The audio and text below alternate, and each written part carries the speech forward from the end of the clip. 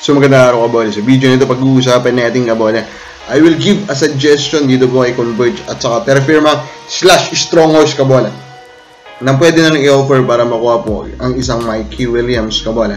And we discuss some things about the NBA. So mga hindi pa nakasubscribe, bakit pindot naman po yung subscription button kabola. Dito nga muna tayo sa mga news po sa NBA. Ayan, nilabas po or merong rumor regarding po dito sa Phoenix kabola. Ano po, regarding daw sa gusto nilang makuha kapalit po ng isang Kevin Durant. Ang sabi dito, 3 first round pick daw po at isang young potential star siguro kabola ito.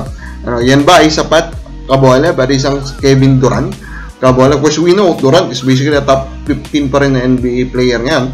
So yung asking price naman kabola, siguro kasi nga PBA fan ka, sabi mo siguro ang dami naman yan, tandaan na yan, sabi mo yung kabola. Pero sa NBA kasi kabola, madami po nagaganap ng mga trade na ito. Yung 3 first round pick na yan kabola, technically actually pwede nga ano lang yun eh. May mga ways kasi dito kabola na pwede mo matrade po yung first round pick, pero may mga protection na sinatawag. So kabola, pwede pa rin namang hindi po yung ganun kabigat kumbaga.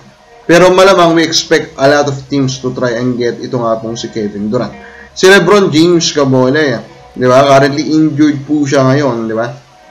They won't put a timetable daw sa pagbabalik niya kabola. So that's a big question mark of course for the Lakers kabola, who's trying to contend kabola. Maganda nga yung run nila before na injury itong si LeBron kabola, di ba? And of course the surprising part is that defense kabola yung kanila pong ginagamit dito sa mga panalo po na ito kabola. And of course big part doon ng isang LeBron James.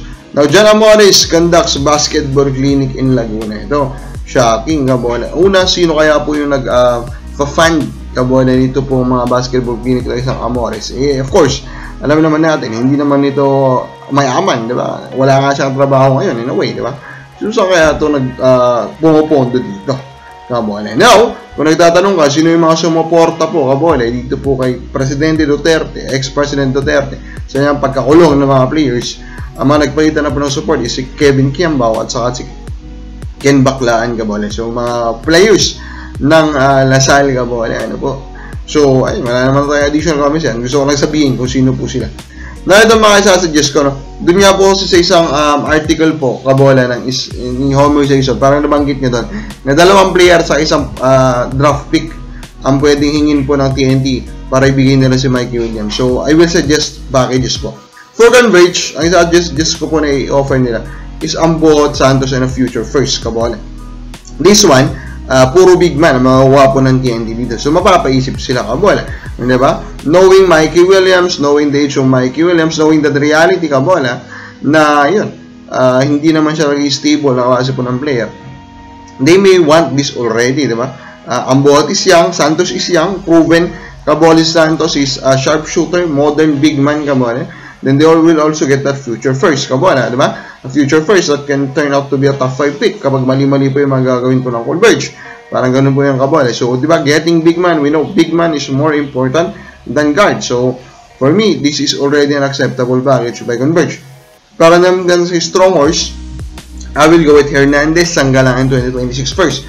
Ang gagawin nila dito kabola, they will try to bait TNT into believing that the 2026 first, which is next year na po kabola, will turn out to be another top 3 pick, diba? So magiging challenge naman yun for strong horse, of course. Para hindi maging top 3 pick yun, they need to build a strong team. Pero hindi naman yun madali kabola. Pero yun nga, they will try to bait TNT into believing that. And for me naman, there's a good chance na top 5 pick pa rin sila next season kahit pa mag-try po ang strong horse na mag-build up po ng strong team. Kasi nga po kabola, mahirap po din naman kabola na mag-build po ng isang contender. Kabola, which package is better? Comment lang po sa baba.